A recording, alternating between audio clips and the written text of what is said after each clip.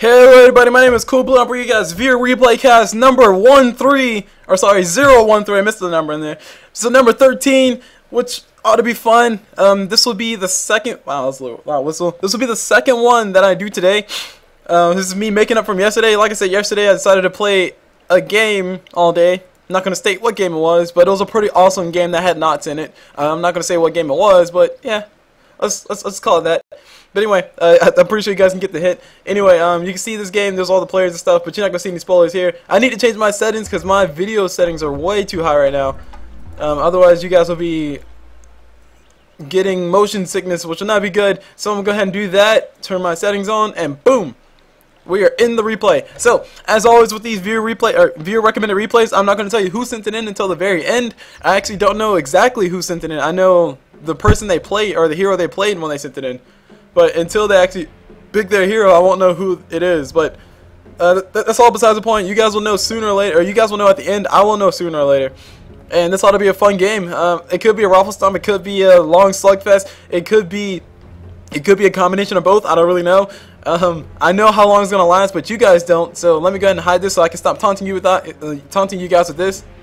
And as far as a pick so far, I see a Bloodseeker, which I kind of. Okay, never mind. The Bloodseeker got repicked. Maybe it was a random Bloodseeker. I was about to say, because Bloodseeker is one of those unique heroes. It's kind of like he doesn't really fit into many lineups. Like he has to go mid, otherwise he's not really useful to his team because he wants to get his farm, he wants to get his levels, and he wants to be that person to do all the damage. And unless he goes mid, he won't be able to do all that. So, in my personal opinion, usually whenever I see a Bloodseeker, I always think, oh man, this is one of those games. But the Bloodseeker did repick it to an axe, which is actually pretty cool. So sweet. Anyway, let me go ahead and introduce the dire side since they're all picked up. Let me start with the Ricky. I'll start with the Ricky. We have Ibocan 75. Moving on to the Axe, who was previously known as, the Axe previously known as Bloodseeker is whoa god, okay.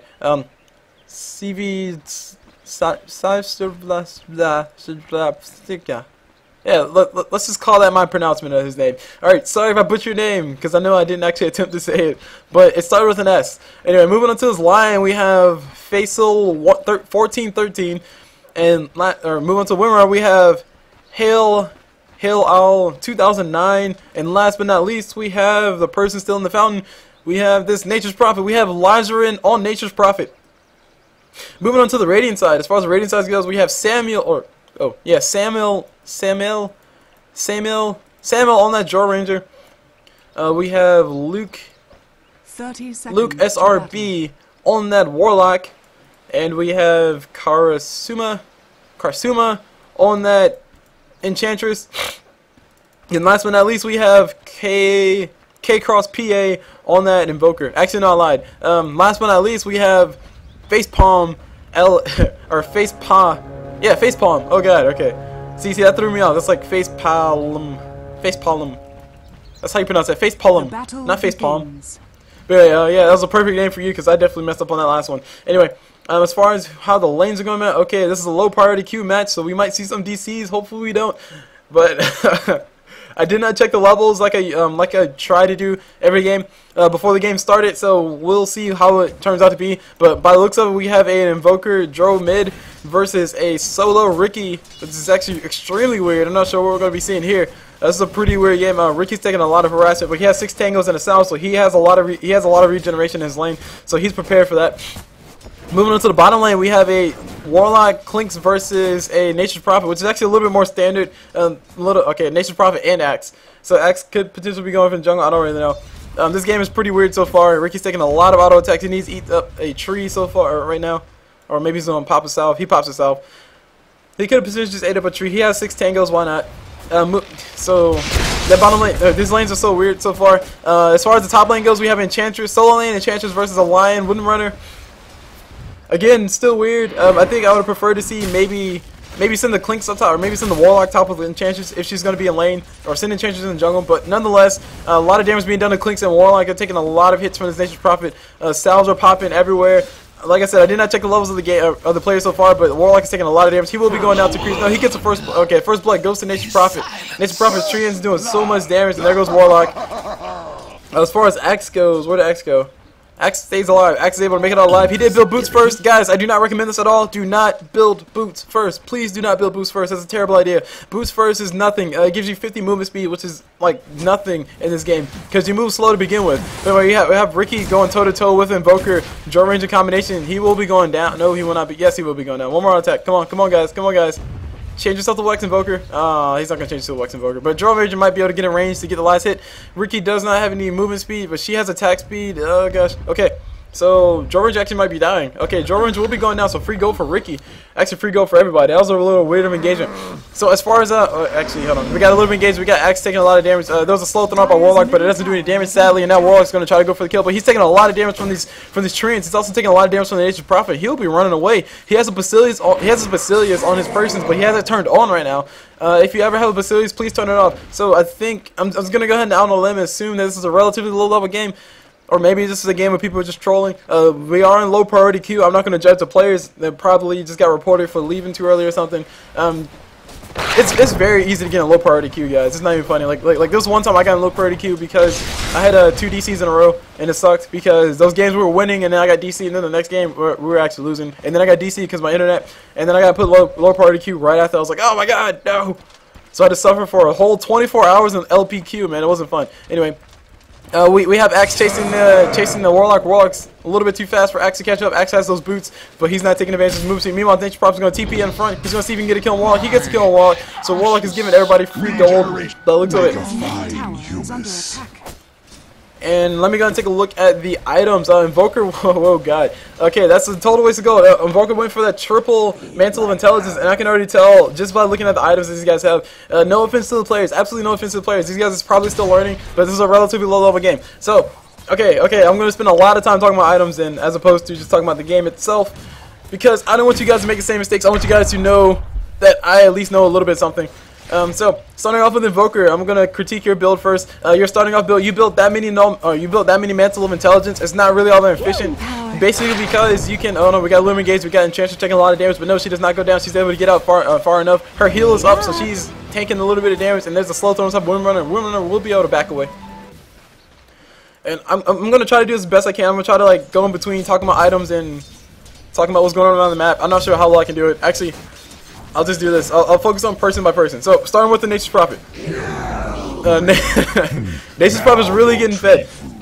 These guys are really helping him out, helping him get a lot of gold. But anyway, as far as Nature's Prophet goes, Nature's Prophet, as far as your items go, please, if you're going to build treads, which I'm assuming you're going to be building, do not build that Glove of Haste first. Glove of Haste gives you 15 attack speed, which is not much, and he's going to TP forward. Okay, he gets a kill on top of that, so he's dominating now. So Nature's Prophet pretty much has all the kills. Let me just go ahead and bring out the kills. That's an assist. Nature's Prophet has 4 kills. That's ridiculous. But anyway, do not go for the Glove of Haste first because it gives you 15 attack speed, which is not really all that worthwhile. You can just go for that stat efficient item. The stat efficient item for you is definitely that Robe of the Magi. Robe of the Magi is really nice because it gives you extra damage and it also gives you an increased mana pool. So that's something that you probably might want to look to go for as opposed to going for that Glove of Haste. Glove of Haste is 15 attack speed, which is not a lot. 15 attack speed increases your attack speed like I don't know. I need to find out the numbers for that. Actually, I can find out numbers right now since I have a little bit of time. So see, let me just go ahead and write these numbers down. Because I like math. And the bottom tower goes down pretty darn fast. That was a pretty quick tower. Definitely, yeah, that was a really fast tower. It was a 5-minute tower. Hold on, we got a gauge going on top. We got somebody taking a lot of damage. No, we just got 4 of the Radiant up here for no apparent reason, and Dire just chilling up here. Meanwhile, the mid tower is free farm for Ricky. So Ricky's getting all the farm that he wants. So I'm going to focus on the top tower while talking about Nature's Prophet. Actually, no, I just need to do the numbers. So, let's see. 112 attack speed. Whoa, red pin. Red pin, orange paper equals bad idea. 112 attack speed plus 1.52 per attack as attack time. So I'm going to bring up a handy dandy calculator. Where's my cell phone? There's my cell phone.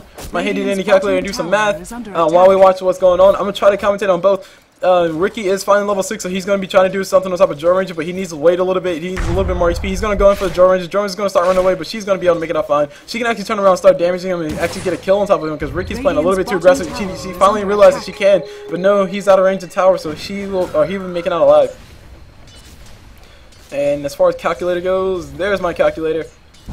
So based on what I'm going to do is I'm just going to calculate the attack speed per point of attack speed. So anyway, I got 112 and 1.52. So 112. Oh god. 112 divided by 1.5. Wait, actually, no, I need to do that around. 1. Yeah, no, that's right. 1.2. Crap, darn it. Okay, guys, I'm apparently bad at multitasking. I can't look at the map and try to type numbers at the same time. So 1, 1, 2. Nothing really going on so far. Divided by 1.52. There you go. So that's whoa, what does that number mean? Yeah, okay, I did that backwards. The number I got was 73, about 74. I'm not really sure. Okay, let's just say that's 74. No. Yeah, okay, yeah, that makes sense. So you need 70. No, that makes no sense either. Whatever, I'll do this later, guys, because I can't do math while looking at stuff. Unless it's like a little basic mental math, like 104 plus 10, which is like 170. No, I'm joking, guys. I'm joking. 104 plus 10 is 114. I can do math. But anyway, so far in this game, not really much is going on. I mean, this guy's just going back and forth. A lot of stuff that I really want to critique. I'll wait till the end to do that, I guess. But one thing I'll just definitely keep in mind, Invoker, please don't go for 3 Manticore Intelligence early on. And now we got engagement coming on Jordan. Jordan might be going down to the dot from Axe. Yeah, she will definitely be dying regardless of what she does. She will be going down. There goes. She goes down. And Ricky is taking a lot of damage from the tower. He's going to run away. He's trying to get away. He doesn't have any regen right now. I always complain about regen, but I'm actually not really worried about regen at this point. I'm just worried about the weird item choices I'm seeing so far. Axe did in fact go for a Tranquil Boots. He's building himself a Vanguard. Usually, it never really matters what direction you go for Vanguard, really. But usually a more efficient way for you to go to Vanguard is to go for that Poor Man Shield first. Oh, not Poor Man Shield, sorry. Go for that Stout Shield first.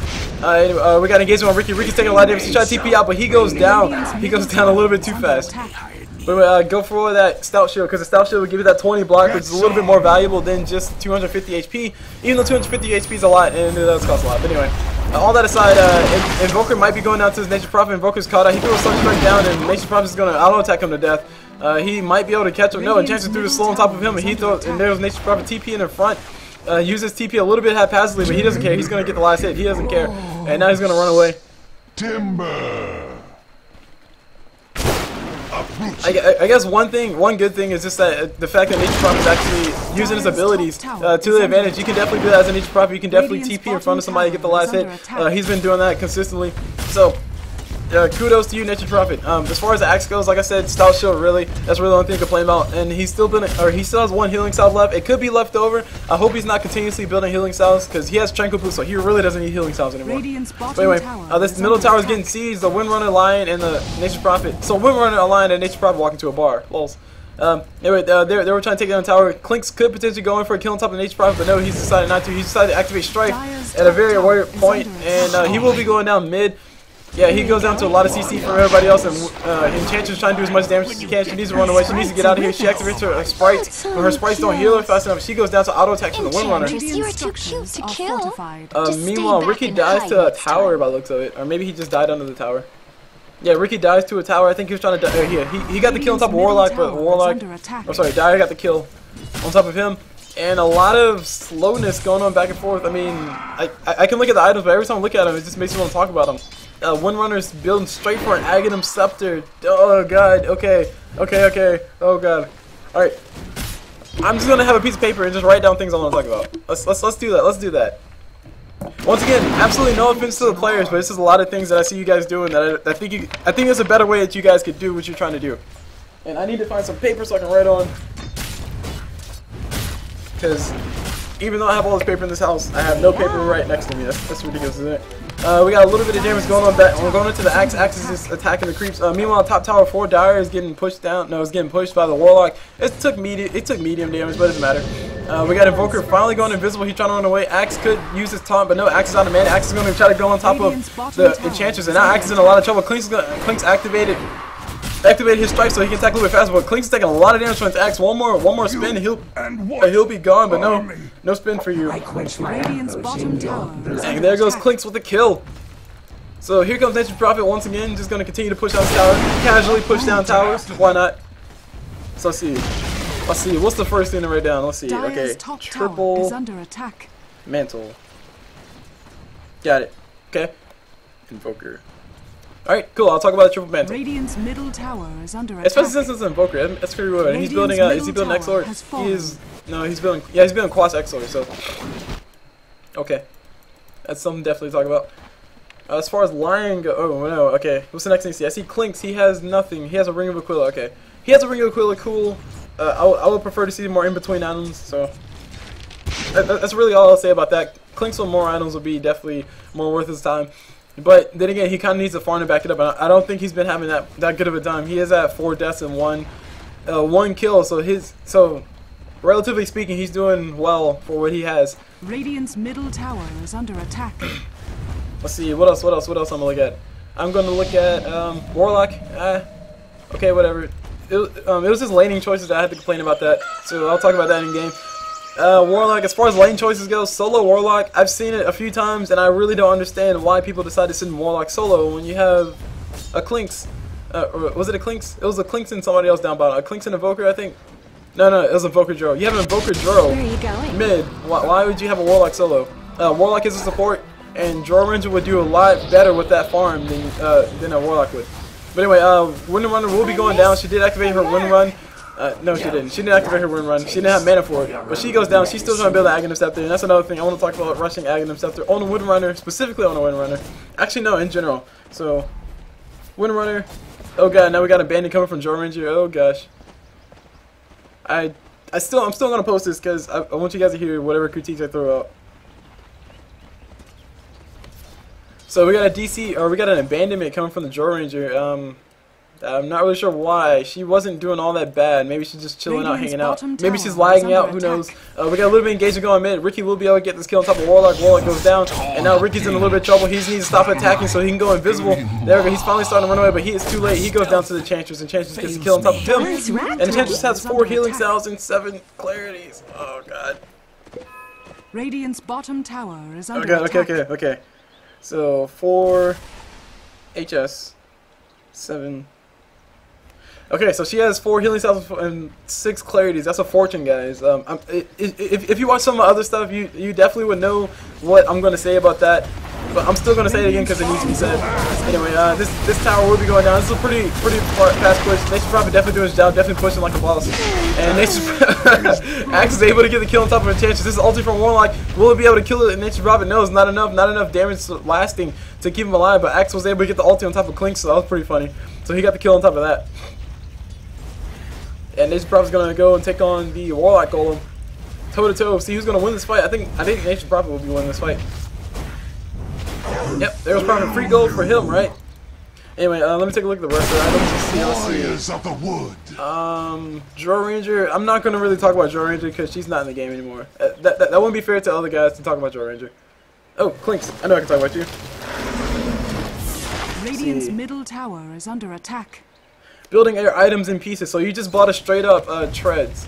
I'm just gonna assume that you were trying to save up all the gold to buy the treads at once. Especially if your game is going as it has been going. Definitely buy your treads.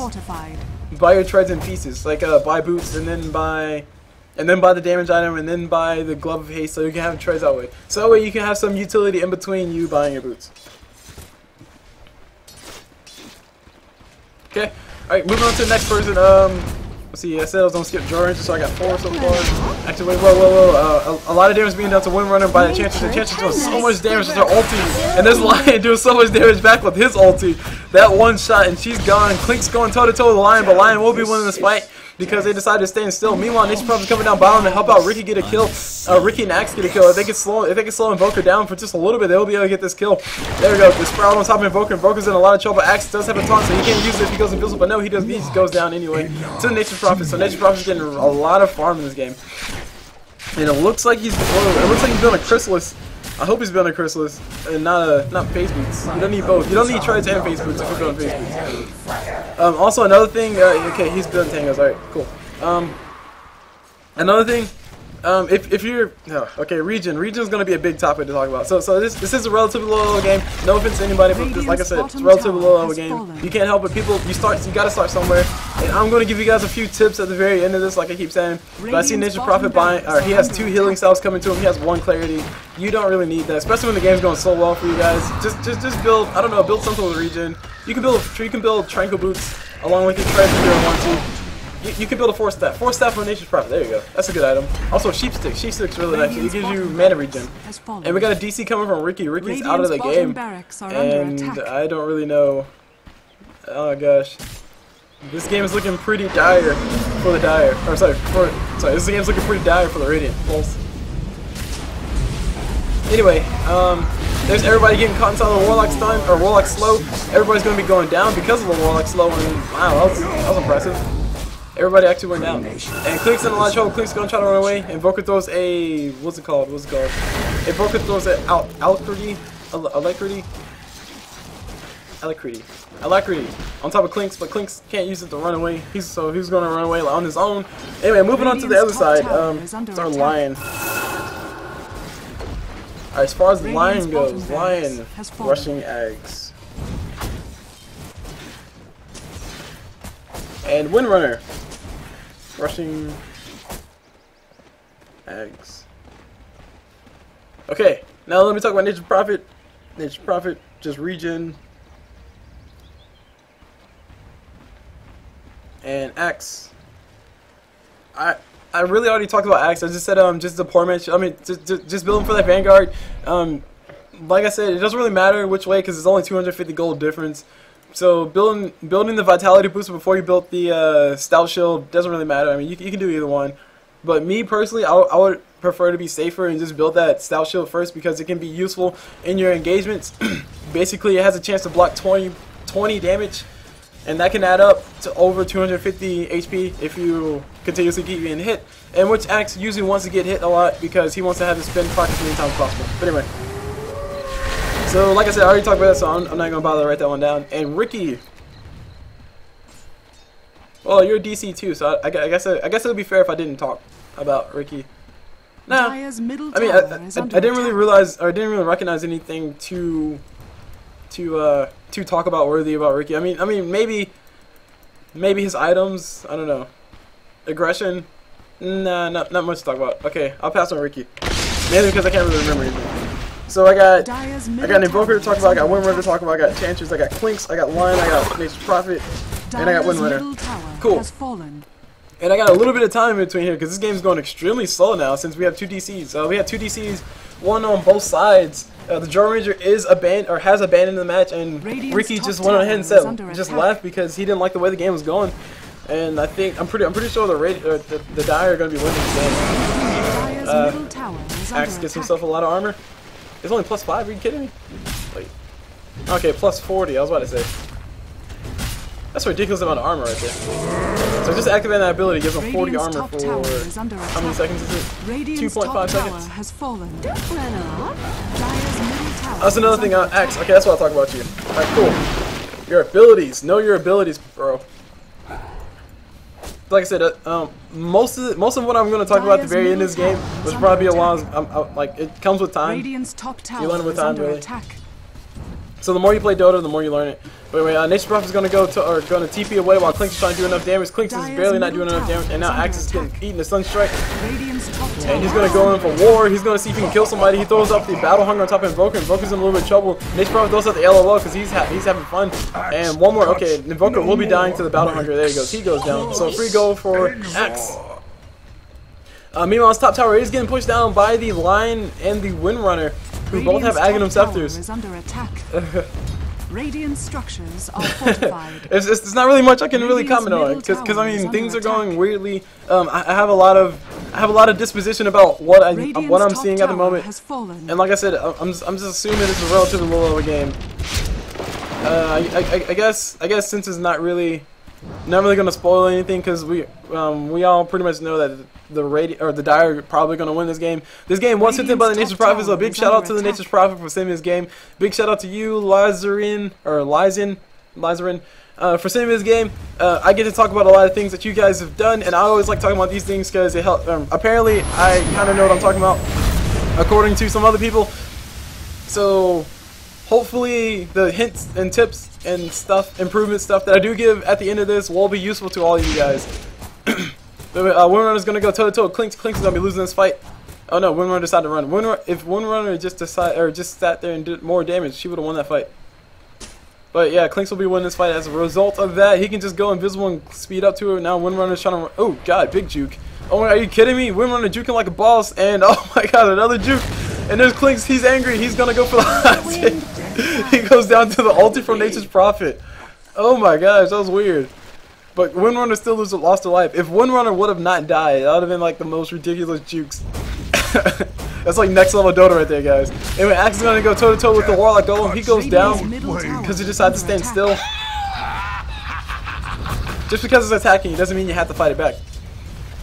So Axe, okay, that's what I was going to I need to write down what I was going to talk about for Axe. Ability usage. Specifically your ulti and your taunt.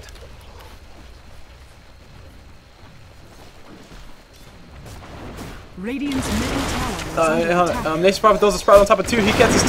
There's a slow from Warlock trying to catch Nature's Prophet off guard, but Nature's Prophet's able to get out just in time. That slow from Warlock is so powerful. If you channel it for the maximum amount of time, like it lasts 9 seconds. Wait, no. It lasts, what time? How long does it last? Lasts 10 seconds. Okay, it lasts 10 seconds and it slows enemies up to 84%. 84%, I'm pretty sure that puts you down to the lowest movement speed possible, which is 100 movement speed, which is ridiculous. So that's basically a free sheep stick and a giant AoE if you can catch everybody in for a long enough time, which is quite ridiculous. Anyway, Nature's Prophet's going to go in on Enchantress. Enchantress in a little bit of trouble. She might want to pop her heal, but no, Nature's Prophet hitting for so hard. That's three attacks. He's 3-shot at Nature's Prophet, or he's 3-shot at the Enchantress. And he will be able to push into everything, so I'm pretty sure I see why he sent this in, because he did so well as far as getting gold, as far as pushing the towers. He definitely did his job. You're definitely playing well, Nature's Prophet. I just have to complain about your regen situation. Stop buying healing cells. You really don't need them. And now looks like all of Radiant is going to hang out in base. Jordan might be going down to creeps. No, the creeps die just in time. She stays alive. She keeps her life. And now Enchantress and Warlock are going to hang out, see what they can do. Speaking of which, Invoker is walking up to the top. He has himself a 4-staff. Let me take a look at the items. As far as Invoker goes, Invoker has a 4-staff. He also has a Void Stone, so he finally has some reasonable items on his persons. He has that Void Stone, so he's getting ready to build a sheep stick by the looks of it. He also has a Tango on his persons. Oh my god, 11 Tangos. For everybody watching any cast that I ever do or playing any games of Dota, if you're ever gonna play a game, invest in some permanent regen. Invest in something like a Ring of Health, a Ring of Regeneration, a Perseverance if you really want it, something that gives you regen. I think those are really the only 2 items. Yeah, those are the only 2 items. That sucks. So see, a Ring of Regen. This is a Ring of Regen. So wait, we got engaged. We got Axe going toe to toe with the Clinks. Clinks will be winning this fight because of the support coming in for Warlock, and Enchantress gets the last hit as well. So very nice and very well played by them. But, there's only 2 sources of regen, HP regen. I didn't notice that. And we also had a kill going on somewhere else. Sorry, I missed that. Stop dying, people. And Nature's Prophet gets a kill on top of somebody. I was gonna follow Nature's Prophet since that's the one who probably wants more focus. Anyway, the Ring of Regen, it gives you 2 HP regen, which is not a lot. It doesn't sound like a lot because it isn't, but it's still 2 more regen that you had before. If Nature's Prophet had one of these Ring of Regens right now, his HP regen would be 3.8, which might not sound like a lot, and like I said, it's not a lot. It's not a lot at all. But it's definitely more reliable than a healing salve. A healing salve gives you 40 HP regen for 10 seconds. But the only caveat about that is if you get hit, if even a neutral creep comes up and hits you, then you will lose that healing. You will lose that 100 gold that you spent for that. So basically, for the price of 3 healing salves, 3.5 healing salves, you're basically buying, because it costs 350 gold, you're basically buying yourself permanent regen, a permanent upgrade in your regen. Anyway, Lion will be going down. No, guys, Sunstrike not doing any damage. Does Invoker have any? Invoker only has 2 points of Exort. He might still be going down to his Clinks. Yeah, Clinks able to get the kill. Last hit. Boom. And Lion goes down. But anyway, so building a Ring of Health is much more efficient. He has what he had coming to him. Please don't have more salves. Okay, he's building himself a Bloodstone. Okay, cool. Bloodstone. All right, sweet. He's building himself efficiently. Sorry, he's getting ready to build himself some regen. So I'll just leave it at that. I'll just leave that statement at that. Anyways. At any rate, Nature's Prophet is just running around, throwing stuff around. Axe has himself 2 vitality boosters. He's building a heart, and he wants some more HP. One major misconception in the world of Dota is on the term tank. The reason why I always say that there's no such thing as a tank in Dota 2 is basically because if you tell people, hey, I'm gonna build a tank style, you're basically and then you start building a bunch of HP, you're doing it wrong. So I will actually retract a few of my statements that I made a few times before, where I said there's absolutely no such thing as a tank in Dota 2. There is a such thing as a tank in Dota 2. You basically have to build a lot of HP, or you have to build a lot of HP first, and you have to build a lot of magic resistance. You have to build a lot of armor. But that's a lot of items that you have to invest in, and you're going to be doing absolutely no damage.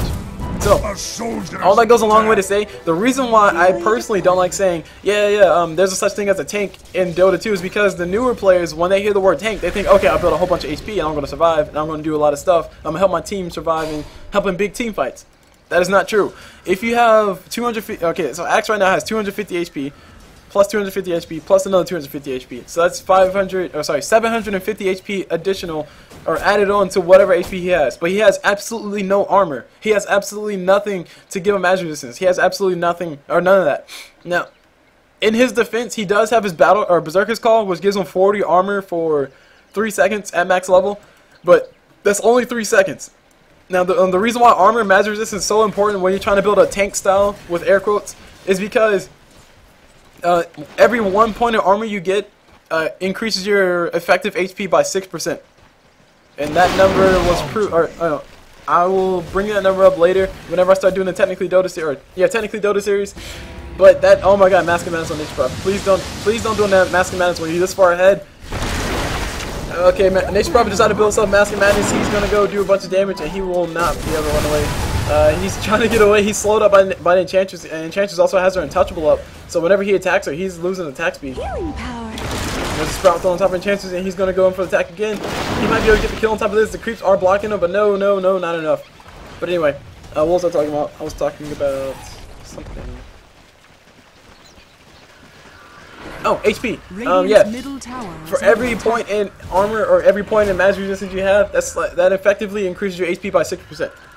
So, if you want to build a tank style, you have to build a lot of HP, yes, and you also have to build a lot of armor and a lot of magic resistance. So, Axe right now has a lot of HP. What that means is, what that basically means is it'll take Clinks like 3 more shots to kill him, as opposed to, or sorry, instead of taking Clinks 10 shots to kill him, it'll take Clinks 14 shots to kill him, because that's how much damage that Clinks could potentially do.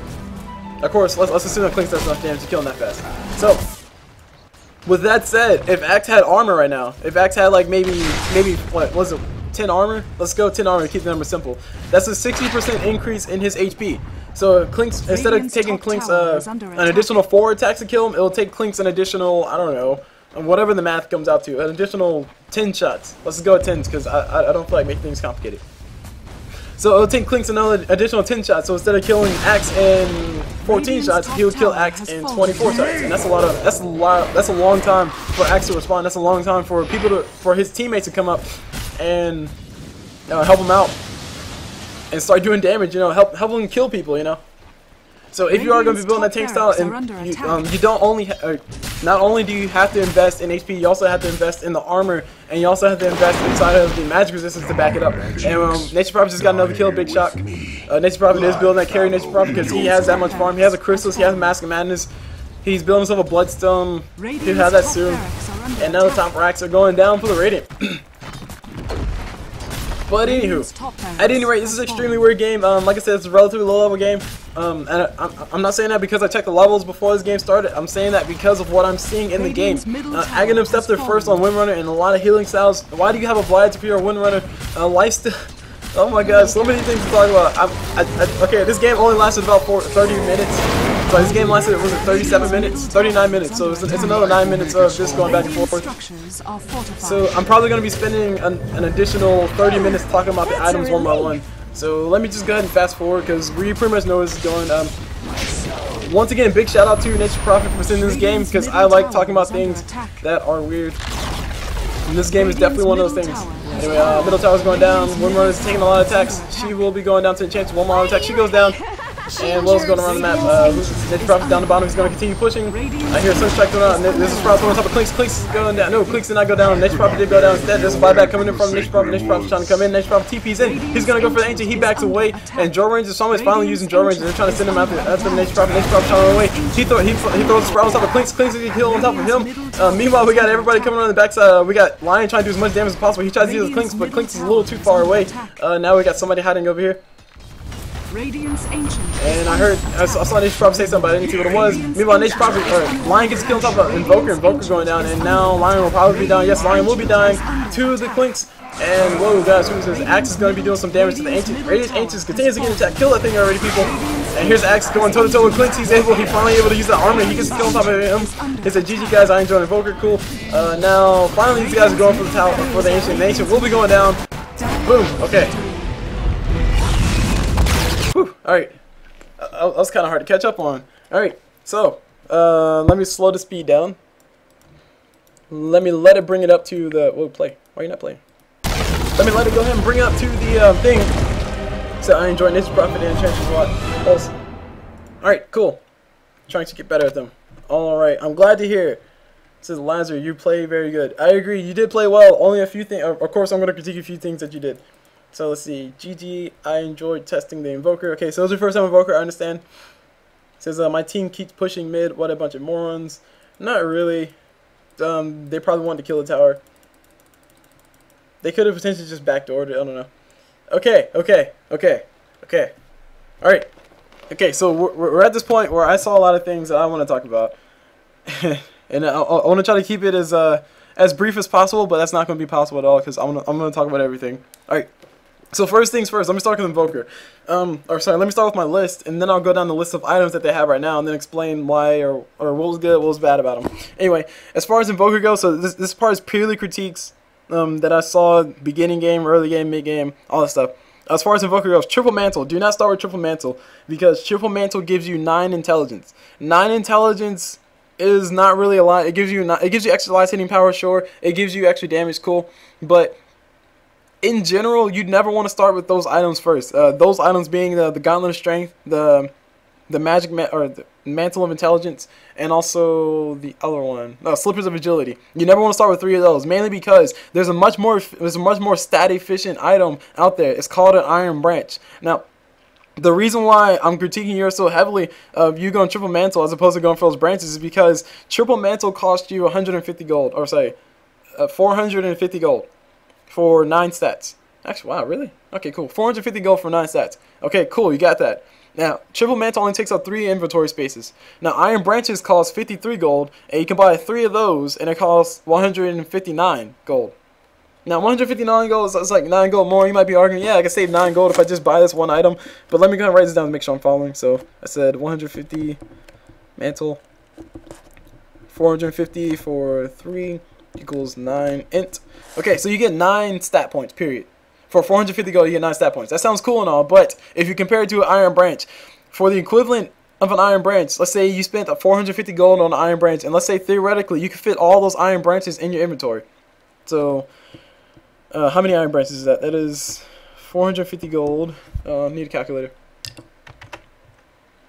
This is what I do in my spare time, guys, because I'm a nerd. Haha. Anyway, 450 divided by 53. So that is 8.49. Let's go ahead and round it up to 9. So that's 53 times 9. So you bought 9 branches, and let's assume all those fit in your inventory. That is 477 gold. Now that's 27 gold more than if you went for those 3 items. And of course, I'm speaking only theoretically. You cannot logically fit all those in your inventory slots because you only get 6. But like I said, we're speaking purely theoretically. So that's 9 Iron Branches that you just bought for 477 gold versus the 3 Mantle of Intelligence that you just bought for 450 gold. Now, the Mantle of Intelligence that you got gave you 9 stats. The branches that you bought gave you 9 times 3 stats, which is 27 stats? That's 27 stats you could have had. So they're much more stat efficient because they're not only giving you 9 intelligence, they're also giving you 9 strength, they give you 9 agility. The strength is good for surviving, and the agility is good for last hitting because you can attack a little bit faster. You have a little bit more armor. So, as far as starting with 3, the reason why I say starting with 3 Mantles of Intelligence is a terrible idea is because you still have, okay, you say, let's see, he had 3 Mantles of Intelligence, he had a Tango. Let's just assume that's all he had. So that's 4 slots he's using up, and you had 2 extra slots open. You're not using all your slots efficiently. What you could have done instead is maybe bought 2 Mantles of Intelligence, which I still wouldn't agree with, but you could have still bought 2. You could have bought 2 Mantles of Intelligence, and then bought yourself. Fill the rest of them with Iron Branches and Tango. So that's 2 Mantles of Intelligence plus 1 Tango. That's 3 spots and then plus 3 Iron Branches. So that's all 6 slots. So that is, what is that? That's 6 intelligence that's giving you from the mantles, and that is 3 to all that the branches are giving you. I don't know why I'm writing this down. So anyway, that's 3 to all the branches that are giving you. So that's 3 times 3 is 9, so that's 9 plus 6, that's 15 stats. 15 stats, and you still have regen inside your bank account, or you still have regen inside your inventory. Now, of course, I didn't actually do all the math on this to see if you can actually afford all of that, but actually, no, you can. But the fact of the matter is if you are ever going to trying to figure out, should you buy that Gauntlet of Strength, should you buy that Slipper of Agility, should you buy that Mantle of Intelligence, think to yourself, okay, after I buy everything that I want, after I buy my regen, my HP regen, my mana regen, after I buy that, do I still have inventory slots open for 3 branches? If you still have inventory slots open for 3 branches, buy the 3 branches. Don't worry about the Gauntlet of Strength. Gauntlet of Strength gives you the 3 strength, and it only gives you 3 strength. But 3 branches give you 9 stats. They give you 3 strength, 3 intelligence, and 3 agility. So that's like that's more efficient use of your money. That's more efficient use of your gold. And if you really want to just go ahead and test it out, go ahead and try it. Try to build yourself. Try to build yourself. Was it? How much can you afford? You start with 603. So 450. You can probably afford another one plus 150. Yeah, you can afford another one. So go ahead and buy 4 Mantles of Intelligence. And go up against somebody who buys 6 Iron Branches and see who survives longer. I'm pretty sure the one who bought 6 Iron Branches is more likely to survive than you are with your 4 Mantles of Intelligence. And that's a fact, because the guy with the Iron Branches has flat out more stats than you. That's really the only point. That's the point I'm trying to get at. There's a much more stat efficient way. And oh, by the way, you did not build those Mantles of Intelligence into anything. You sold them all at the end of the day, and then you bought something else. So that was even more waste of your gold. So I mean, like, just go for the Iron Branches, because Iron Branches you can build into a magic wand. So that's the longest rant. That's probably the longest rant I'm going to be going on, because I had to do numbers and stuff. But anyway, so that's a triple Mantle Invoker. Now moving on to Windrunner. Windrunner, do not rush Aghanim Scepter. And also this goes out to Lion as well. Lion did the same exact thing, so I'll put them both in the same category. Let me go ahead and mark them off the list. Do not rush Aghanim Scepter, mainly because while you're rushing for the Aghanim Scepter, you're not getting any other stats. You don't have any reliable regen. You don't have any movement speed. You don't have anything except for whatever the Aghanim Scepter gives you. And specifically on Windrunner, rushing Aghanim Scepter is a terrible idea, because Windrunner with the Aghanim Scepter means that, or turns her ulti into an ability that makes her I think it's 30% loss or 30% damage that does. It basically makes her ulti not reduce unique attack modifiers. And if you rush the Aghanim Scepter first, then you don't have, well, 2 things. One, you don't have unique attack modifiers to begin with, so you're reducing. Sorry, you're getting rid of the reduction that unique attack modifiers give you, yeah, but you don't have unique attack modifiers to use to begin with. So why would you even attempt to get that? Because it's not really helping you out. Okay, cool, you use your ulti every 6 seconds, but 1, you don't have the mana to support it, and 2, who are you going to be attacking really? I mean, you can attack a tower, you can siege a tower, but you're still not going to be able to survive, because you don't move that fast, and it's a lot of 1s and 2s in this. I must be binary. I was actually doing my computer homework before this, so I'm thinking in binary right now.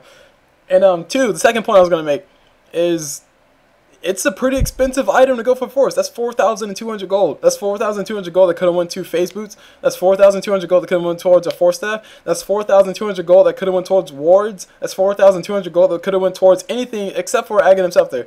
It could have even went towards a Desolator. So that way you have a unique attack modifier to take advantage of that. So definitely do not rush the Aghanim Scepter on Windrunner. As far as Lion went, Lion rushing Aghanim Scepter, I can see, okay, yeah, sure, cooldown reduction and more damage. Yeah, sure, cool. But still, same concept. You don't have anything in between. You don't have any regen on while you're trying to build up to the item. So if somebody comes onto you, does a lot of damage, and you don't die from it, you pretty much have to run back to base. So you're out of lane, you're losing experience, you're losing gold, you're losing a potential kill that you guys could be setting up. So they pretty much put you out of play because you have no regen. So they're punishing you for not having regen, and you're accepting it because you're rushing for Aghanim Scepter, because that's the only thing you have to back up on.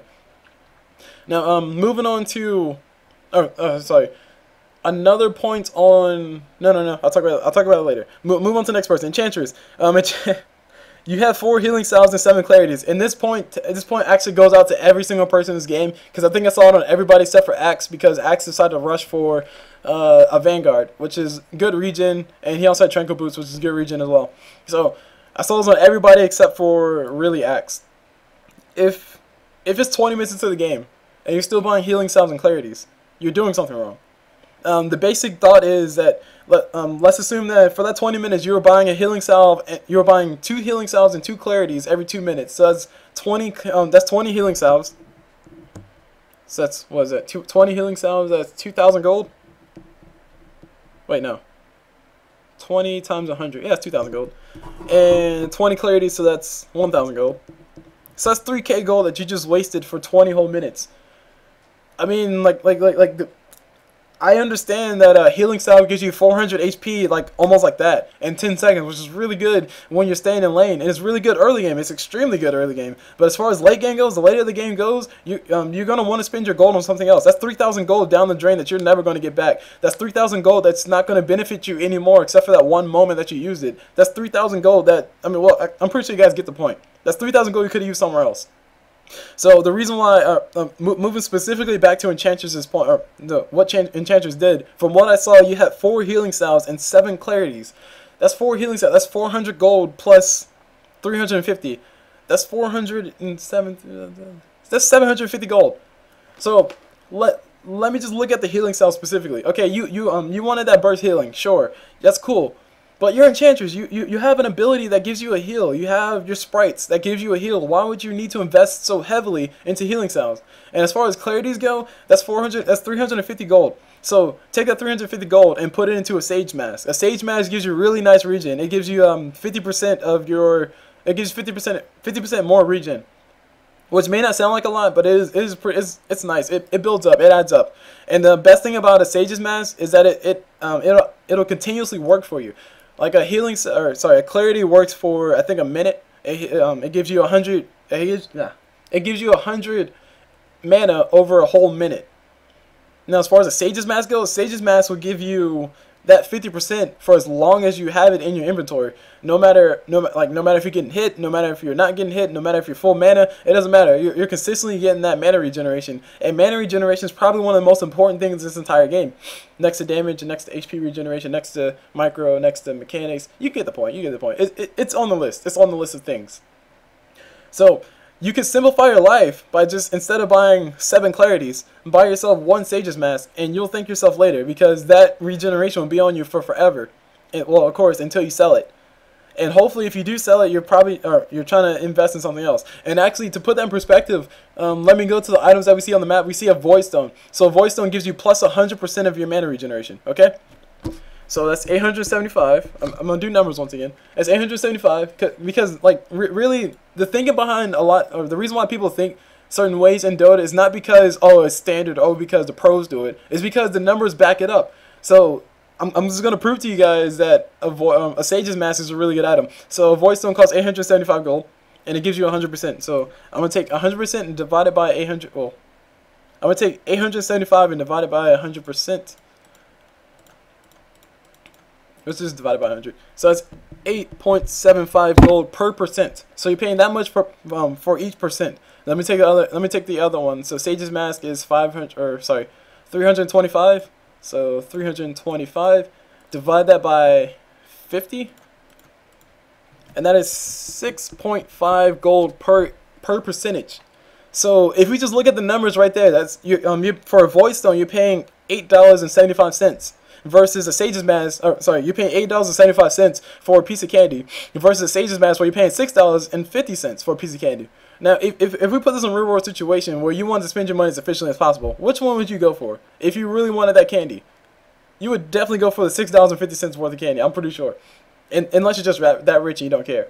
Now, in the defense of a Void Stone does build into some bigger items. A Void Stone is more useful later game because it gives you more percentage-wise.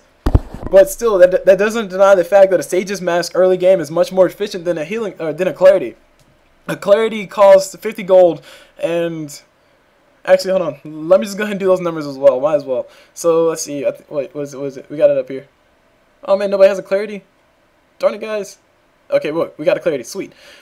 So got over 30 seconds. I didn't know that. So okay, 100 mana over 30 seconds. So 100 mana over 30 seconds. Actually, let me not do these numbers because these numbers are going to get complicated because then we start talking about percentages, so I have to look up a hero and then use their numbers. It gets messy. Just know that Sage's Mask is definitely more efficient use of your gold than building 7 clarities, because 7 clarities is ridiculous. That's 350 gold. That could have went towards a ring of regeneration or a ring of health. Actually, no, yeah, ring of regen. Sorry. Anyway, moving on down the list. So I'll talk about Enchantress. Let's talk about the clinks. Items at once. So really, that's really all I have to say.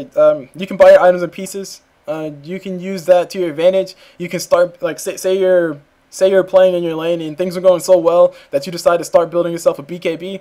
So you decide to build yourself a Heaven's Halberd. I don't know why, but say you decide to start building yourself a Heaven's Halberd. You can say, okay, I'm going to build a Heaven's Halberd. All right, so I'm going to start with the Ogre Club first, which costs 1,000 gold.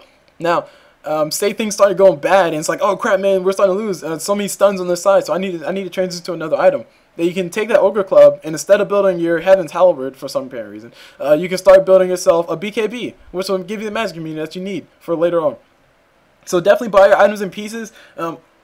As implied, you kind of have to plan it out. You kind of have to play with it a little bit. I'm just gonna assume that maybe you didn't really know or you weren't sure what item you wanted to go for, and you bought the boots at once. So because you had to go for it, it's like, oh man, I need to buy boots. I forgot. So sure. I'll give you that benefit of the doubt, but still, you can buy your items in pieces. Don't forget that. Take advantage of that system. Anyway, that's really all I had to talk about clinks. Moving on to Windrunner. I already talked about you, Ags. Nature's Prophet. Nature's Prophet. Regen and sustain. Okay, regen and sustain. So we were late game, and things are going extremely well for you. I mean, you were getting kills left and right. People were just walking to you and then dying, and then walking to you again and then dying again, and then walking back to you and then dying. So things are going extremely well for you. You have a lot of gold. Your gold per minute was 488, which is actually pretty high compared to everybody else in the game. You were the highest gold per minute in the game, meaning you had the most gold income, period. So you could have afforded to go for those bigger items. You could have afforded to go for a straight up Bloodstone if you really wanted to, which you started to, but you decided to start building Master Madness. I'll talk about that later. So if things are going that well, and you want to build some form of regen, don't buy healing salves. I mean, it's plain simple. The reason why you don't want to buy healing salves is, well, I mean, see what I said about everybody else. Healing salves give you 400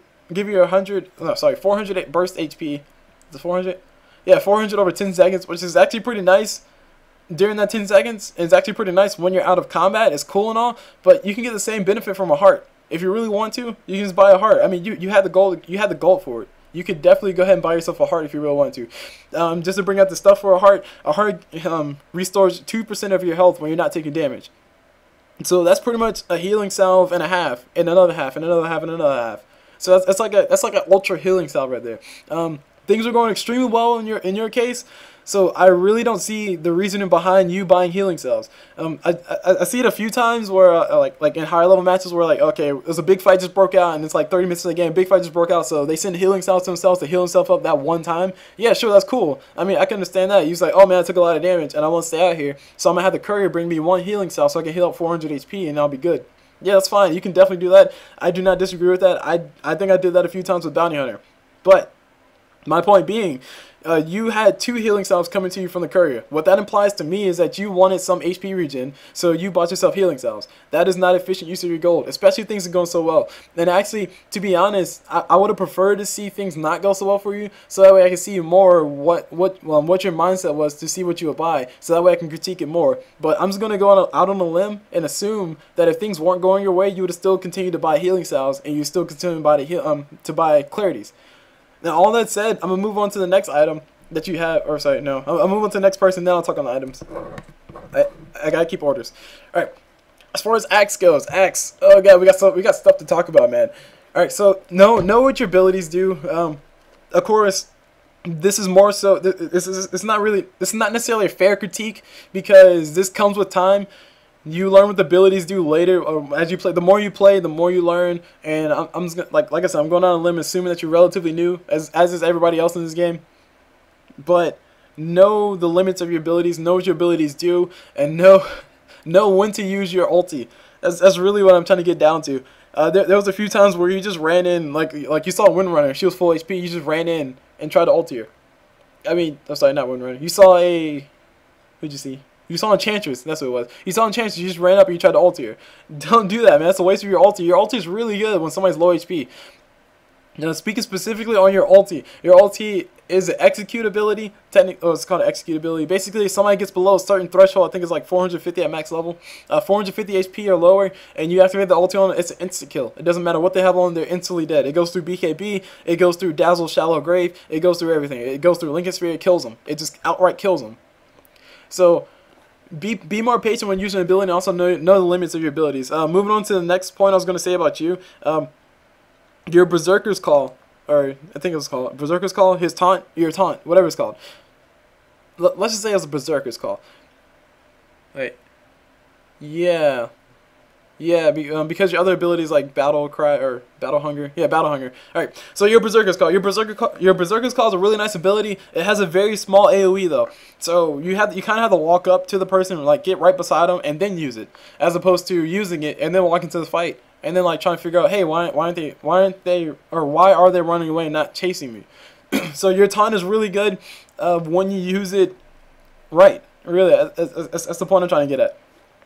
As far as your build, okay, I won't talk about your build. Actually, no, now I can. So I'll leave it at that. I'll leave it all at that. That's the things that really bother me during the game that I want to talk about. Now I'm gonna move on to the final item choices, so I can complain about those, so I can B-word and moan about those. Why not? So Invoker, double Glove of Haste, don't do it. Just flat out don't do it. That's 15 attack speed. 2 reasons why you specifically should not do it. 1, Glove of Haste gives you 15 attack speed. Cool, but the 15 attack speed is not a lot. There are actually items that give you better attack speed. If you really wanted attack speed that bad, you can build yourself a butterfly. I know I complain a lot about it whenever I see it, but agility gives you attack speed, and you could have definitely went straight for that Eagle Song if you really wanted to. And like I said, I know I complain about it a lot whenever I see it, but I would have much preferred to see that than see you buy 2 Glove of Haste, which is actually really cheap. And actually, now think about the numbers, they're more efficient than the Eagle Song, but it doesn't matter. If you really wanted that attack speed that I think you really wanted, or sorry, if you really wanted that attack speed that bad, just go ahead and build some form of agility, because agility gives you attack speed. Every point in agility gives you attack speed and also gives you armor. That's really all I'd say about that. As far as the rest of your item choices, you still have Tango's see what I said about everybody, or to everybody about regeneration. Invest in some form of regeneration. Oh, also another reason why 2 Glove of Haste is actually a really bad thing to see is because, well, you're Invoker. Invoker can use his abilities. Know what your Quas, Wex, and Exort do. I see in the chat that you were saying you were testing out Invoker. Okay, cool. I'll give you the heavy benefit of the doubt, saying that you were still new to Invoker, you're still learning what he does. I know when I first played Invoker, I did not know what I was doing. I was just hitting QQW and things happen, and I hit WWQ and things happen. I hit R and I don't know, things happen. So definitely try to get a better understanding of what your character can do, because those instances that you use, like whenever you hit QQQ, which is basically your Quas. It's your Quas, which is basically your Quas ability. Whenever you hit that 3 times, that's basically doing something to your character. That's giving your character certain benefits. Whenever you hit WWW 3 times, that's not going to the internet. No, that's bringing up some abilities for your character. Like I think your Q affects how much HP regeneration you have. Your W affects your attack speed and your movement speed, and your E affects how much damage you do. And that's based on what instances you have active, not necessarily what ulti you have or what ability you invoked with your ulti. So definitely learn how to take advantage of that. And really the only reason why I'm saying that is because there was a few times in mid where you and Draw Ranger were trying to go for the kill on Ricky, and if you'd just hit W 3 times, you'd have been moving super fast, and you would have caught up with Ricky, no doubt, and you would have definitely got the kill.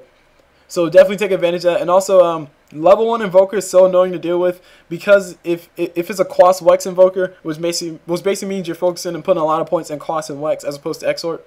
If it's a Quas Wex Invoker, he basically has infinite regen. It's ridiculous because level 1 Wex gives you like plus 4 regen per instance, or plus 3. I don't know. I don't remember. But anyway, so that's plus 3 per instance. Let's assume it's 3 plus 3 per instance, plus 3 HP regen per instance. So and you can have a max of 3 instances, so that's 9 regen that you're getting for just having the ability out, and it costs you no mana at all to bring out those instances. All you have to do is hit Q 3 times. You can hit Q 20 times, it will still have those instances out, and you'll have that OP regeneration. So I highly encourage you to keep experimenting with Invoker. I highly encourage you to keep looking out, but just pay a little bit more attention to what your abilities do.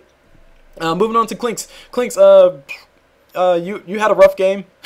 That's all I'll say. You were being a little bit more aggressive than you should have. Clinks need a little bit of farm before he can start being aggressive and start going around the map killing everybody. And I think you were trying a little bit too early to go around the map and kill everybody. Oh wait, I'm supposed to be talking about your items. Whoops, sorry. As far as your items go, you had a rough start, and you had a rough middle, and you had a rough end. So I can't really complain much about your items. You didn't really build any HP regen.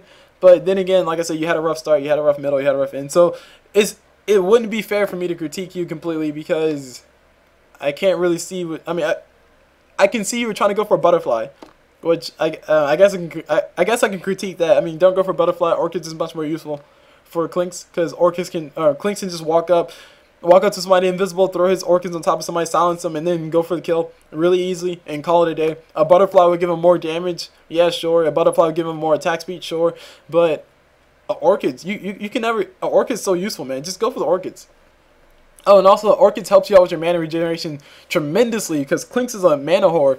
Excuse my language, but he's definitely a mana whore. Especially if you have searing arrows on or auto cast. It's like I think it costs like 15 mana per shot, and if you can attack at max attack speed, which is 400 attack speed, which is like 0.33 or 0.31 attacks per second, so that's 3 attacks per second. You attack for I think its strife lasts for 10 seconds at max level, so that's 30 attacks, 30 times 15. God, okay, fine. 30 times 15. 0, 1, 5, 0, 0, 3.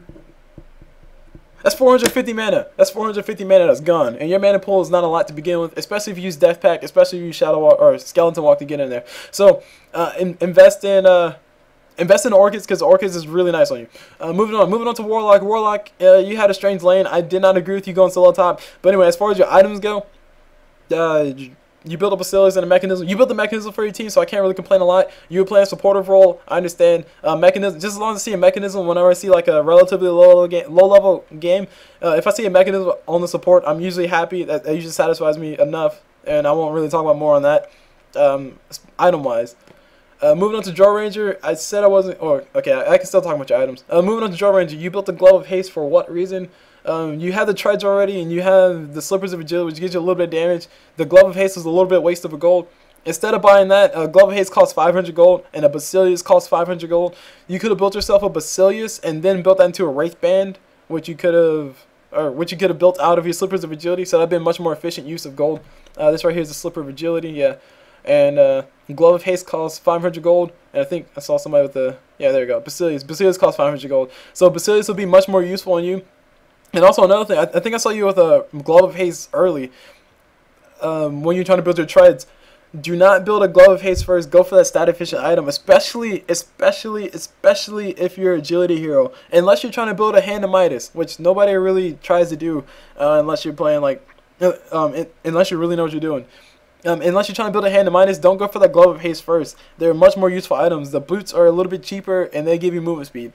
The stat efficient item, which is for you would be the Band of Elven Skin, it gives you damage, it gives you attack speed. So it's a much more efficient item. In fact, I think I actually talked about this before. A Glove of Haste, Power Treads for you. If you were building the Band of Elven Skin, which gives you 6 agility, 6 agility gives you 6 attack speed as well, and that agility, because you're an agility hero, that gives you damage as well. So that's 6 damage and 6 attack speed that you have. So that's pretty much 12 bonuses that you get versus just a flat 15 attack speed.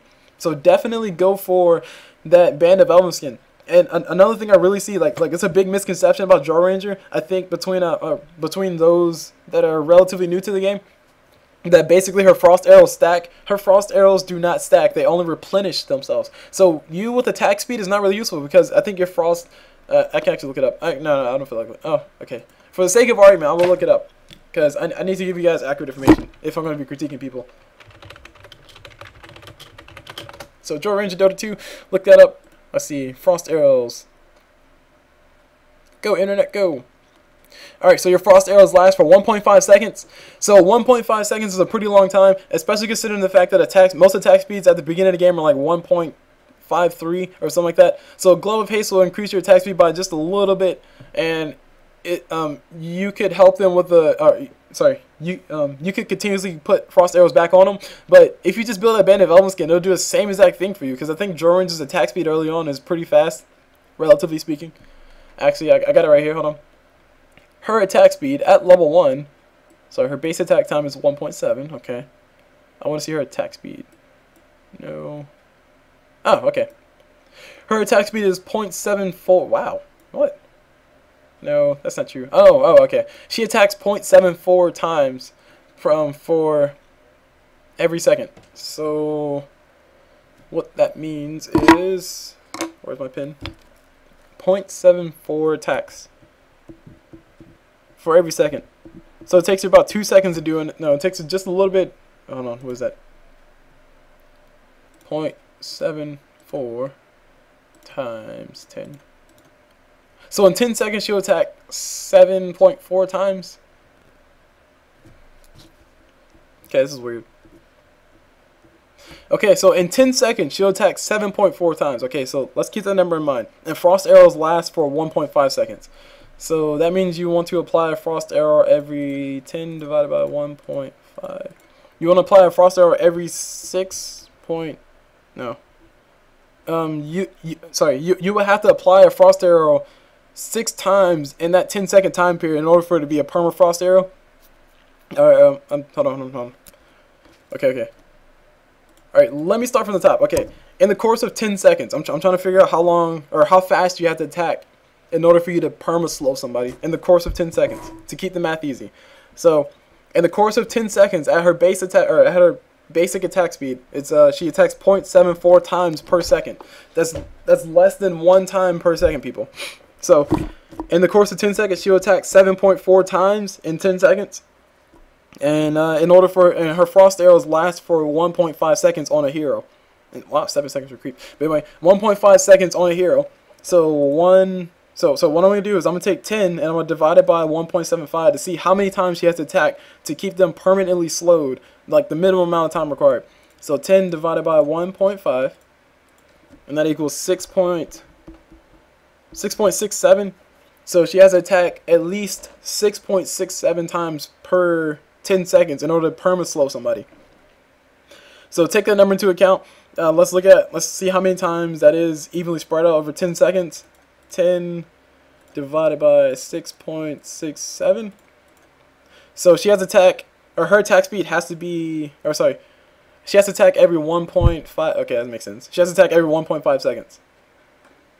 No, just under every 1.5 seconds. I'm not really sure if I did that right. But anywho, hold on. 10 divided by 1.5. Let's do that. Okay. Alright, I'm just getting weird numbers. Just long story short, with her basic attack speed with no extra stuff, she can attack fast enough to perma-slow somebody, so you don't need attack speed to perma-slow somebody. I mean, you might need attack speed to catch up with them and perma-slow them that way, but you don't really need attack speed that early to perma-slow somebody. So definitely go for that more stat-efficient item, because that does 2 things. If you really want attack speed, just go for that stat-efficient item, because it gives you damage, and it also gives you attack speed. I mean, that's what you're looking for, right? So definitely don't go for that glove of haste. That's basically my point. My very long-winded point is don't go for that glove of haste so early. Go for that stat efficient item and then have the glove of haste delivered to you so you can attack a little bit faster. Moving on to Enchantress item choices. Enchantress, you have a built-in heal on your hero. Why would you build so many salves? Please don't build so many salves. Invest in some regen if you really want. Urn of Shadows is a really, really, really good item on Enchantress, because Enchantress is so good at those early ganks. And if she's just involved in a team fight in general, she'll pretty much stay alive, because she has that heal on top of her. And if she really does go for it, which most people don't really go for Untouchable, but she can't go for Untouchable, which reduces the people's attack speed whenever they attack you specifically. So you're really survivable if you haven't really realized that. So you can just buy yourself an Urn of Shadows, and an Urn of Shadows, what it does is for every time somebody dies around you, you get an Urn charge, and you can use that Urn charge to heal yourself or allies for, I think is 400 HP or something like that. I think it might be 250. I don't know. For a certain amount of HP. And it's free. You pretty much buy it once, and it's free. And also, on top of that, Urn of Shadow gives you that much-needed mana regeneration that I keep complaining about. And also it also forces you to build 2 Gauntlets of Strength, which gives you HP, or gives you strength stats. So it'll keep you alive for a little bit longer. It'll give you regeneration. It gives you that burst heal ability to use on anybody. And oh, by the way, more advanced thing. Well, not really more advanced, but another thing that Earn a Shadow does is you can use it on enemies to do 150 damage to them. But anyway, moving on because I'm taking extremely long. Lion, as far as your item choices go, I can't really complain. Oh, actually, no, I can't complain. Jesus. You rush for Aghanim Scepter, don't do that. You have a Helmet of Dominator. Why do you have a Helmet of Dominator? Mechanism is much more useful item than you. Maybe even a pipe if you want the regeneration. But a Helmet of Dominator implies that you wanted to actually go out and hit them a few times. Helmet of Dominator only works on auto attacks and not your ulti, which I think you might have had which I think you were under the impression that it worked on your ulti. It does not work on your ulti. So please don't go for the Helmet of Dominator. It's not a useful item for you because usually a Lion wouldn't be doing that much auto attack damage to begin with, so you can't really take advantage of it. And it's only 15% lifesteal. And I did this number a few times. Say you do 200 damage say you do 100 damage for attack, and you attack one time every second. Over the course of 10 seconds, because 10 seconds seems to be a good number. Over the course of 10 seconds, you would gain only 150 HP from the lifesteal, which is not a lot. To put that in perspective, a Tranquil Boot will heal you for 170 HP over 10 seconds, and it is cheaper. Yes, it is in fact cheaper than a Helmet of Dominator, but you can only but it's not always on. And it also gives you that good regeneration. It gives you 3 HP regeneration. So definitely go for like Tranquil Boots if you really want regeneration. Definitely go for a mechanism so you can help your team out. Definitely go for a pipe if you really want regen. Pipe gives you a pipe gives you the single most consistent regen of any item in the game. A heart is the only exception, but a heart is not consistent. If you get hit by somebody, a heart doesn't give you any regen. A heart only gives you regen when you're out of combat. As far as a pipe goes, a pipe gives you like 11 regen after you build the whole thing, so you'll consistently have that level regen, which is ridiculous. I did not realize that until I was playing with the wisp, until I was playing with something in test, in a custom lobby. But anyway, so there are more efficient items to build, and also looks like you're trying to build a 4-staff, and you have a random glove of haste. I don't really understand why, but okay, whatever. Moving on to Windrunner. Windrunner. You built the Vlads, and you also rush the Aghanim Scepter. Don't rush the Aghanim Scepter. Please don't rush the Aghanim Scepter. Please don't rush the Aghanim Scepter. And also, you have a healing salve when you have a Veil of Discord. Move my point back to Lion. A Veil of Discord will be a nice item for you too, because you can use it, throw on top of somebody, and then throw out all your, throw out your ulti, which is like a cooldown of 40 seconds. So it'll do a lot of damage. But anyway, going back to Windrunner, Veil of Discord gives you HP regeneration, so you don't need a healing cell. HP regeneration gives you 6 HP regeneration, and you also get a regen from the Vladimir's Offering, which I highly do not like on a Windrunner because of one specific reason, which I'll point out in a few seconds. So I don't understand why you still have healing salves. Maybe they were left over from before, but even if they were left over from before, this game lasted 34 minutes. This game lasted 34 minutes, and you still have a healing salve at the end of the game. I do not know why. Moving on to your next item choice, your Vladimir's Offering. Do not get a Vladimir's Offering on a ranged person. Point blank, period. And especially considering the fact that the only... Sorry, hold on. I'll explain why you don't get a Vladimir's Offering on a ranged person. The main reason why you don't get a Vladimir's Offering for a ranged person is because, let's read this passive together. Passive, Vladimir's Aura. Gives a variety of bonuses to nearby allies. Lifesteal bonuses for Vladimir's Offering only affect melee units. So you're not getting any lifesteal at all. Only people who are melee get lifesteal. So mainly Axe and Ricky. And Ricky was DC, so you're only giving lifesteal to Axe. Now, I'll actually retract my statement just a little bit because there are some games where if you're playing and your carry's a melee person and you're playing a supportive role, you can build a Vladimir's then. That it makes total sense to build a Vladimir's if you're playing support. That basically means your carry does not have to go ahead or go out and buy a Vladimir's Offering. The carry doesn't have to waste the inventory slot for that. All they have to do is just have you around whenever a team fight breaks out, which will most likely happen if you're playing a supportive role, and they get lifesteal for free. So they get a free inventory slot, they get lifesteal, so they're happy, and they also get the armor, and they also get the mana regeneration, so they're really happy. But anyway, long story short, Vladimir's Offering doesn't work on Windrunner. Sorry, it doesn't work the way you might expect it to work. I actually had a funny story about this. Long time ago, when I was new to Dota, which is actually probably about like maybe 4 months ago, when I was new to Dota, I built a Vladimir's Offering on Sniper, and I felt like a boss until I found out that it only applies to melee people. Somebody pointed it out to me. I was like, what? Oh, that sucks. This is a stupid item. So I never bought a Vladimir's Offering again. That's not true. I bought it before. But anyway. So if you're ranks, don't build a Vladimir's Offering. Think you get lifesteal. Please don't. Anyway, moving on to the next people. Nature's Prophet, like I said, you were playing extremely well. You didn't build the regen. I was very sad to see that you didn't buy the regeneration. At least finish your Bloodstone, so that way you get some really good regeneration. You don't have to worry about anything. And also, you built a Mask of Madness. My question is, why in the world would you build a Mask of Madness as a Nature's Prophet? Unless it was like one of your first items, you don't really need it. Mask of Madness gives you, cool. It gives you 100 attack speed. But a Mask of Madness costs 1,900 gold. Okay? So keep that number in mind. You can move over, keep that in mind. It gives you 100 attack speed. And it's only active for, 12 seconds, and it's a cooldown of 25 seconds, and it costs mana. Now, instead of getting that, you can save that 1,900 gold, farm up 200 more gold, and go buy yourself a Hyperstone. A Hyperstone gives you plus 55 attack speed, and it's always on. And a Hyperstone can be built into an AC, Assault Cuirass, if you really wanted to. It can also be built into a Maelstrom, a Maelstrom, and then upgrading to a Melnir, which is an item that you commonly see on Nature's Prophet when they play in a carry style. It's a really good item. It gives that chain lightning ability, which is very fun to watch. It's very fun to procs off, and you get that last hit on top of somebody because of it. So you can definitely build that instead of Mask of Madness. Another reason why I personally do not like Mask of Madness on a Nature's Prophet, I personally don't like Mask of Madness, is because Mask of Madness, whenever it's active, it makes you take an extra 30% attack, extra damage, which basically means whenever you turn it on, you better be getting to killing somebody, or you better be running away. Because if they catch up to you and they're able to like perma stun you and do a lot of damage while it's active, for that whole 12 seconds, you're gonna be taking an additional 30% extra damage, and that can spell your doom, especially as a Nature's Prophet when you don't have that much HP to begin with. I mean, okay. You have a soul booster, so it gives you some HP, but still, just as long as y'all get my point. Moving on to Axe. Please build some armor. Please build some magic resistance. A pipe is a really nice item on Axe because it gives them that magic resistance. Also, a mechanism is really nice on Axe, so you could have built those if you really wanted to. I highly discourage building straight up HP. Now, in the defense of you, I will say that a Trinket Boost gave you 3 armor, so that whole spiel is given on in the middle of the game, saying you should have built armor if you're trying to build tank style, blah blah blah. That can kind of be negated because you technically do have armor. You have Trinket Boots armor, so that's 3 armor, cool 3 armor. But you could definitely do better. Definitely build a blade mail if you really want that armor.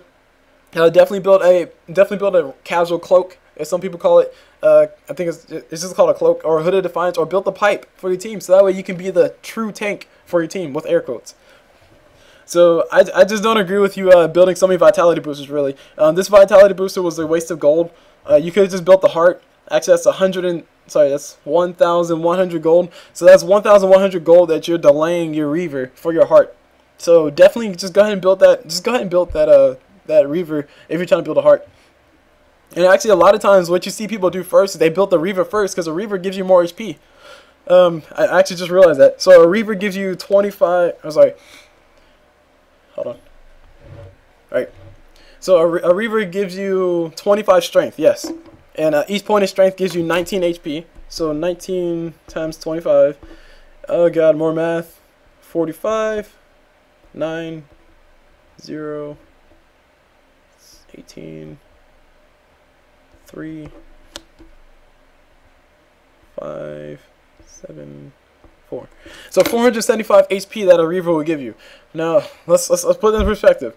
Of course, a Reaver is more expensive, and yes, yes, I would be complaining about the Reaver if you didn't buy the Vitality Booster first.